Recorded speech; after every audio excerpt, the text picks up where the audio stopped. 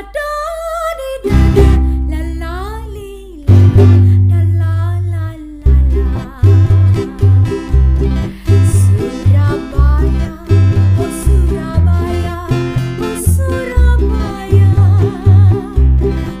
Bapak Samsul Arifin, SAG MSI. Halo.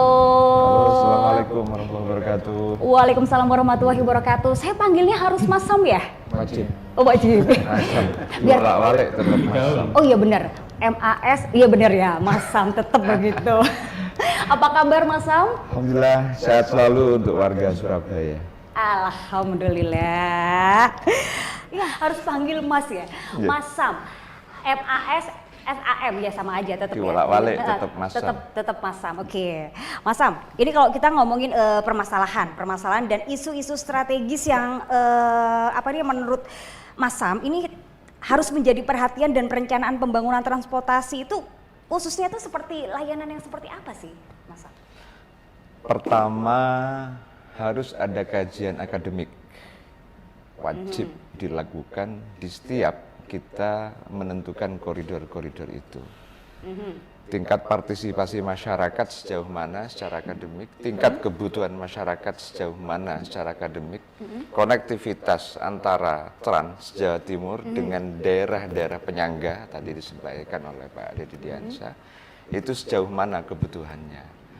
Sehingga di beberapa kesempatan selalu saya sampaikan bahwa kebutuhan Trans Jatim ini tidak hanya sekedar ada, tidak hanya sekedar kebutuhan sementara hanya 20, tapi yang paling penting hari ini adalah bagaimana konektivitas itu ada dan terjangkau oleh kebutuhan masyarakat. Contoh misalnya ketika Sidoarjo Gresik mampir di Surabaya, mampirnya sebelah mana? Iya. Mampirnya di Purabaya misalnya. Nah, tingkat partisipasi masyarakat di Purabaya untuk menggunakan ini sejauh mana? Karena di Purabaya ini kan multi sudah lintas provinsi, sudah lintas daerah, dalam provinsi, di luar provinsi. Sementara posisi kita ada di situ. Nah, kalau kita melintasi Surabaya, kira-kira lintasan Surabaya yang sangat efektif di mana? Kalau saya contohkan Surabaya misalnya. Karena di Surabaya wajib kita apresiasi juga bahwa di Surabaya sudah ada sarana transportasi umum yang sekarang sudah mulai digencarkan. Contoh, ambil Wirawiri misalnya di Surabaya. Ada Surabayaku misalnya di Surabaya. Nah, konektivitas ini sejauh mana?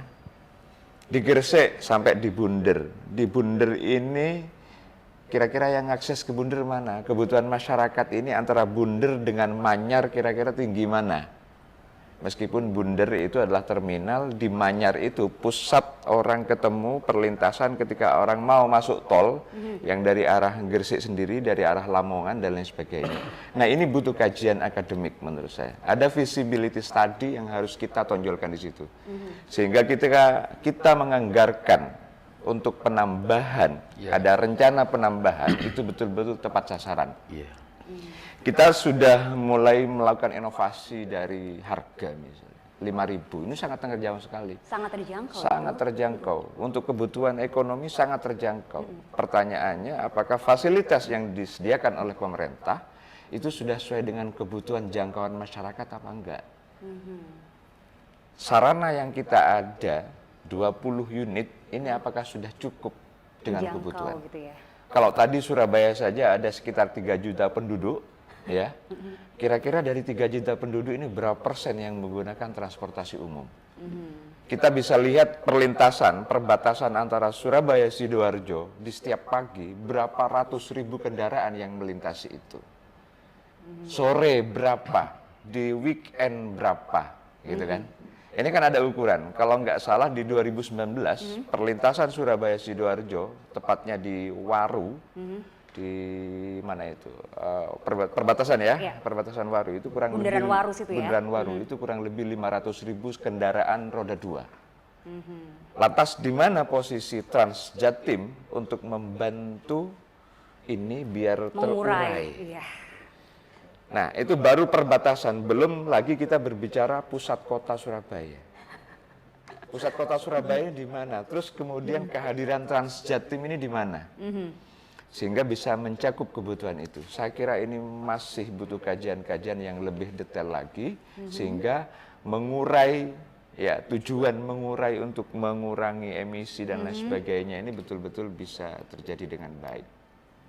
2 bulan yang lalu tadi sempat disinggung di awal bahwa Jawa Timur ini harus mengantisipasi adanya udara buruk, polusi. Iya. Salah satunya ditimbulkan oleh gas emisi.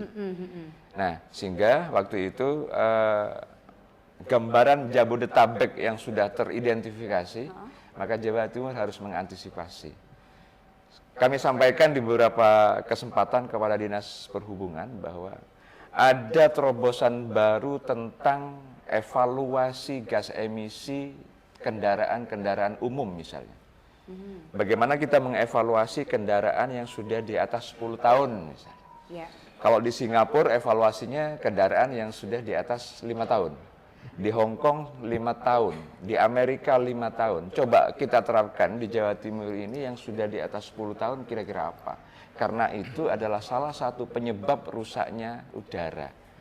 Dan Kualitas itu udara harus dari ada situ, ya. sinergitas antara Dinas Perhubungan dengan lingkungan hidup untuk bisa mendeteksi seberapa pencemaran udara yang bisa merusak lingkungan, yang bisa merusak masyarakat, sehingga tujuan kita untuk menekan kerusakan polusi di Jawa Timur, di kota-kota besar khususnya, itu betul-betul bisa teridentifikasi dengan baik. Nah, karena apa? Butuh yang namanya feasibility study, tinjauan akademik itu salah satunya, karena urusan emisi ini, urusan monitoring emisi ini sesuatu yang gaib, sesuatu yang tidak kelihatan mata. Tidak terlihat ya, kasat mata. Tidak ya, Bapak, bisa. Ya.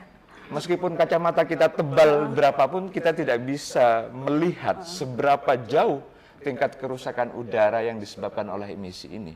Sehingga Dinas Perhubungan punya kebijakan tertentu bahwa emisi yang dilakukan oleh kendaraan itu harus betul-betul dipantau, dimonitoring dengan baik. Coba kita bisa bayangkan ya misalnya. Iya. Coba gimana? Kalau uji emisi hanya dilakukan pada kendaraan-kendaraan besar, dilakukan oleh Dinas Perhubungan, saya kira tidak bisa mengcover. Apakah terobosan ke depan Dinas Perhubungan bisa kerjasama dengan pihak-pihak bengkel yang itu sudah disertifikasi untuk bisa melakukan uji emisi, sehingga ketika ada pelanggaran di jalan, pelanggaran emisi di jalan, Dinas Perhubungan tidak hanya menindak pemilik kendaraan, tapi menindak bengkel yang sudah dimandati dengan sertifikat. Nah, ini belum terjadi di sini. Oh, boleh. Belum menjadi ada. masukan juga ini. Nah, ini masukan yang mungkin bisa menjadi terobosan. Di negara-negara besar silakan cek di Inggris misalnya. Silakan cek di Amerika. Uji emisi tidak hanya dilakukan oleh Dinas Perhubungan, tapi uji emisi diberikan sertifikasi kepada bengkel-bengkel tertentu, sehingga ini ada kerjasama pemerintah dengan swasta. Nah, butuh kajian akademik tadi itu, apakah ini betul sudah bisa diterapkan? Kalau tadi cerita Malang dengan Surabaya, Malang lebih parah hari ini. Oh ya? Malang lebih parah. Ayo kita bisa cek. Oh ya, kalau hari libur iya pasti. Hari-hari biasa sudah mulai parah. Sudah mulai padat juga ya? Iya, hari-hari biasa. Coba kita bisa lihat. Nah, ini butuh terobosan-terobosan baru dari Dinas Perhubungan. Kita bikin tepat waktu, Transjatim bikin tepat waktu untuk mempermudah konektivitas ekonomi yang ada. Tapi apakah bisa kita punya jadwal tepat waktu sementara kemacetan di Surabaya contohnya ini belum bisa terurai. Jakarta sudah punya koridor sendiri yang tidak bisa dilalui oleh kendaraan umum. Lain, ya. Tapi Surabaya sudah punya apa belum? Belum punya. Nah, ketika kita belum punya jalur khusus, apakah bisa mimpi kita untuk mengurai kemacetan dan tepat waktu itu terjadi? Belum lagi ketersediaan kendaraan kita yang bisa diakses oleh masyarakat. Pengguna hari ini rata-rata menggunakan sepeda motor. Ketika kita mau naik Transjatim misalnya di sekitar sini, sepeda motor mereka ini mau taruh di mana? Oh ya, diparkirnya di mana? Nah, parkirnya di mana? Apakah di sub menyediakan parkir umum misalnya? Kan bisa jadi kacau. Nah, artinya fasilitas-fasilitas ini ada keterkaitan antara dinas yang satu dengan yang lain. Misalnya dengan PU ya. Bagaimana PU menyediakan lahan untuk parkir masyarakat, parkir umum yang harganya terjangkau. Kalau di luar itu harga parkir 2.000, mungkin yang disediakan oleh pemerintah hanya Rp500 misalnya. Contoh. Tapi mereka bisa mengakses kendaraan umum ini. Nah, kalau tidak ada fasilitas parkir misalnya, mereka yang dari gang-gang yang ada di Surabaya, mau ditaruh di mana sepeda motornya? Percuma juga kita menyediakan transportasi umum, sementara alat penunjang tadi itu tidak tersedia. Fasilitasnya fasilitas nggak ada tidak gitu tersedia. ya. Nah, tapi kalau fasilitas ini tersedia, waduh sangat nyaman sekali. Saya mau ke Indrapura dari rumah saya, dari gang keluar menuju jalan raya. Ini kira-kira mau jalan kaki apa sepeda motor? Apa harus diantar? Ya kan? Iya. Kalau harus diantar, apakah kita punya orang setiap saat yang bisa ngantar setiap kita? saat begitu ya? Adakah kesibukan yang lain? Ini kan harus dipertimbangkan juga. Ketika kita mau naik itu tepat waktu, wah ini sudah sangat luar biasa sekali. Tapi harus ada penunjang yang tadi bisa dirasakan. Sehingga apa? Visibility study yang dilakukan oleh akademisi itu sangat penting sekali dalam rangka merangkai ini. Saya sangat sepakat sekali. Tidak hanya 3 koridor yang ada, bahkan beberapa koridor yang akan dibuka di beberapa daerah. Next katanya Pak Ashari tadi itu di Bangkalan. Yang menghubungkan antara Bangkalan dengan Surabaya. Nah, kira-kira ini titiknya di mana? Di Tambak Wedikah, yang di Bangkalan di manakah? Ini kan butuh kajian-kajian. Nah, sementara kita ini banyak tempat-tempat di Jawa Timur yang menghubungkan transportasi umum dengan destinasi wisata yang hari ini sedang dikembangkan. Bukan hanya destinasi wisata yang dikelola oleh pemerintah daerah kabupaten kota, tapi banyak destinasi wisata yang sekarang dikelola oleh pemerintah desa itu sendiri. Nah, ini keterkaitan ini menjadi PR bagi kita. Waktu itu tempat kita bahas, ketika terminal Saradan di Caruban, itu ketika ada transportasi umum yang bisa dinikmati oleh masyarakat, apakah konektivitasnya ini bisa ke tempat wisata yang ada di sekitar sana?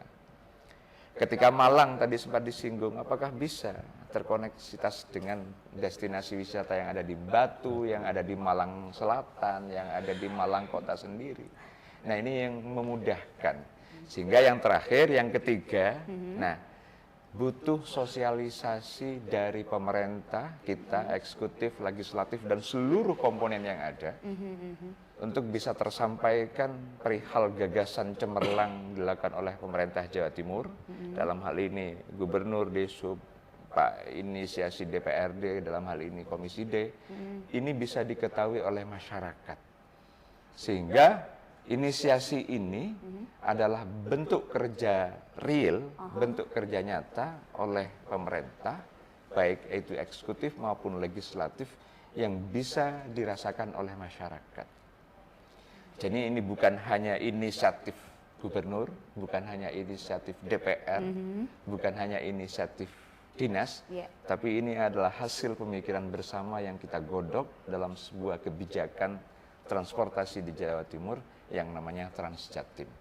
Kalau keamanan kita sudah oke lah, dengan monitoring dari jauh, sistem keamanan di dalam sudah tidak ada lagi ada tulisan awas copet. Di dalam, kalau dulu Nggak ada ya Pak di ya, awas Transjatim copet itu ya. tulisan awas copet nggak ada. Nggak ada, sudah model desak-desakan. Nggak ada. Sudah nggak ada, ya kan? Tadi kalau misalnya inovasi dengan pembayaran non tunai dengan cashless begitu itu bagaimana terus sosialisasi ke bawah sehingga hari ini orang yang masih ada uang di sakunya itu beberapa tahun yang akan datang sudah hanya tinggal kartu yang ada di sakunya untuk menggunakan fasilitas itu. Nah, itu kajian-kajian akademik sebagai penunjangnya. Sehingga apa? Faktor yang ketiga tadi, sosialisasi ke masyarakat betul-betul bisa menjadi sesuatu yang sangat menentukan. Salah satunya podcast kita sore hari ini. Oke, benar. Nah, podcast kita sore hari ini bagaimana sekiranya bisa melakukan algoritma yang bisa langsung diterima oleh kalangan masyarakat, terutama kalangan milenial. Sehingga tidak ada yang namanya cibiran milenial terhadap pemerintah. Apa yang dilakukan oleh pemerintah hari ini? Karena apa? Mereka belum tahu apa yang sudah dilakukan oleh pemerintah. Sementara hari ini digitalisasi sudah ada di tangan kita. Ya. Sudah ada di genggaman kita, ngalahi malaikat lah kira-kira.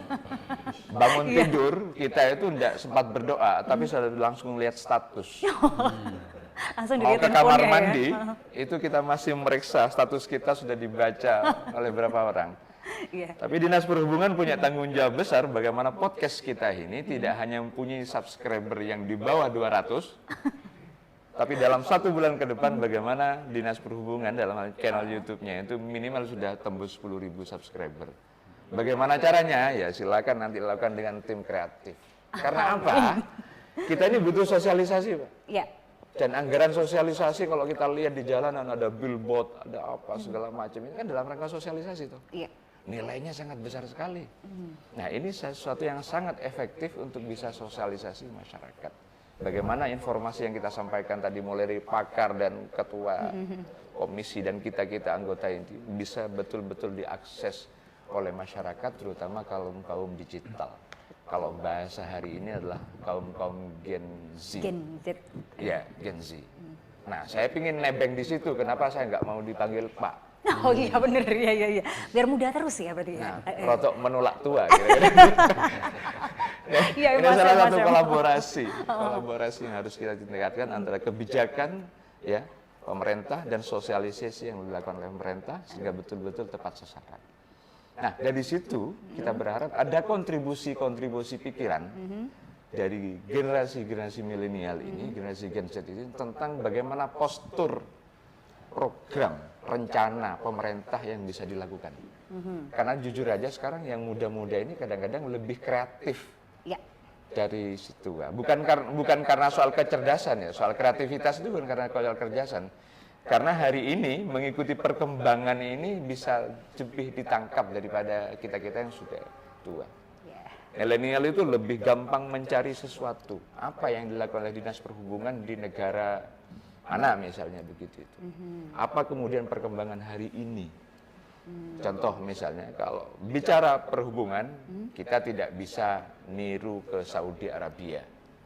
Tapi soal perhubungan bisa kita niru ke Hong Kong misalnya. Yang dekat dulu ya Pak ya. Ya, artinya kan suatu perbandingan Iya. gitu ya. Tapi kalau berbicara ibadah, ya kita niru ke Saudi Arabia, jangan niru ke Hong Kong bagi umat Islam. Kira-kira kan begitu kan? Iya. Nah, banyak kajian. Di Amerika, di New York, transportasi umum ada 7 lantai ke bawah yang bisa dinikmati. Ke bawah loh ya, bukan ke atas loh ya. Ke bawah ya. Ke bawah. Jadi mereka menikmati transportasi umum itu dengan jurusannya, oh di lantai berapa ini? Turun. Nah, tapi fasilitas sudah lengkap. Ada 7 lantai ke bawah. Di London, di Inggris, berapa lantai ke bawah? Rata-rata ke bawah loh ya. Ya. Kan kalau di Surabaya, ke bawah 2 lantai aja, sebentar lagi musim hujan tenggelam. Enggak kok Pak. Sekarang sudah bagus Nah, semuanya. artinya apa? Ini kan butuh kajian-kajian Iya, kan. Secara geografis seperti apa, ya kan, secara kultur bumi kita ini seperti apa. Iya. Tidak mungkin kita niru di Amerika kemudian lebih ke bawah, tapi kita mungkin lebih ke atas. Ya. Dari Kan Palestina, gitu. dari Palestina aja terowong. Apa? Palestina terowong. Di Hong Kong itu berapa? Turun ke bawah di Central Park itu. Central Central Park-nya Park, ya. iya. Itu berapa lantai ke bawah untuk fasilitas umum.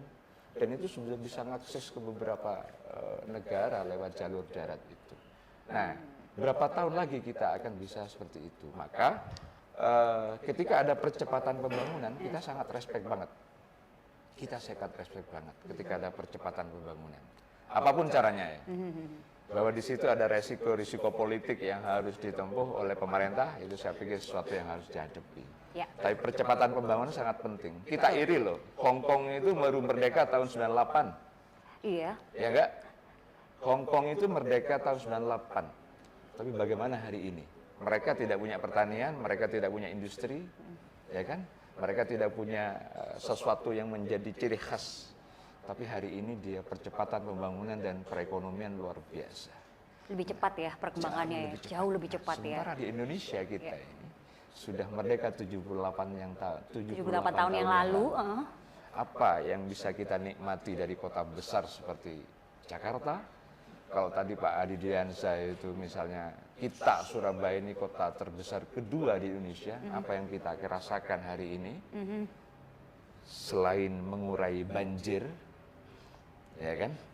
Apa kemudian fasilitas yang bisa kita suguhkan kepada masyarakat selain opini-opini dan narasi-narasi perencanaan? Nah, saya kira apa yang kita sampaikan ini ke depan memang butuh sosok-sosok akademisi-akademisi yang membimbing kita. Karena kalau kita yang punya pikiran, pasti dihantui oleh pikiran, ah ini politis. Sudah gitu Kita dulu ya. yang berpikir soal itu pasti, oh Mas Sam berbicara dapil. Ya kan? Pas hari iri, Bangkalan seperti apa? Oh ya wajar Mas Sam dapilnya Surabaya. Yang dipikir selalu Surabaya sebagai percontohan. Beliaunya, mana Madura. Padahal potensi Madura ini kalau kita hubungkan antara Dinas Pariwisata dengan Dinas Perhubungan, bagaimana kita mempunyai kekayaan oksigen terbaik kedua di dunia. Itu ada di Madura loh. Ada di Madura. Iya. Tapi hari ini apakah kita Dinas Perhubungan dan Dinas Pariwisata bisa memfasilitasi itu untuk bisa di-branding menjadi kebanggaan Jawa Timur yang itu bisa dilirik oleh dunia. Itu kedua dunia loh ya. Di Giliang itu terbaik, Giliang, oksigen kedua. Oksigen yang terbaik itu ya. Tapi apakah yang ada di kita ini selama ini hanya sekedar tahu, apa sudah menikmati? Apakah kita wajib berbangga bahwa ini menjadi salah satu destinasi wisata? Ini hubungannya Pak, ada Dinas Perhubungan karena butuh akses tadi untuk misalnya jembatan. Ada Dinas Pariwisata yang harus kolaborasi karena bagaimana mendesain itu. Ada pemerintah sendiri bagaimana membranding, ya, membranding kebutuhan-kebutuhan seperti itu.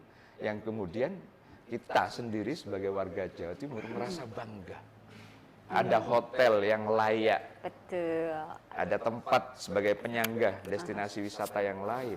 Nah ini kan keterkaitan semua. Ya. Nah ini yang saya kira menjadi salah satu alasan kenapa emisi yang menjadi tantangan kita ke depan ini. Sebenarnya banyak cara untuk bisa kita lakukan dari berbagai macam aspek. Kalau bahasa saya itu min abwabil mutafarriqah, dari berbagai macam pintu yang bisa kita lakukan. Nah, sehingga apa? Konsep kita ini adalah konsep kebersamaan, sinergitas antara yang satu dengan yang lain, sehingga gagasan-gagasan kita ini tidak hanya dipandang sebagai nilai politis saja. Ada keberlanjutan yang harus kita lakukan ke depan. Sementara begitu, Mbak. Oke, boleh Terima berikan kasih. tepuk tangannya buat Mas Sam dong, keren ini ya. Banyak sekali masukannya. Da da di da da.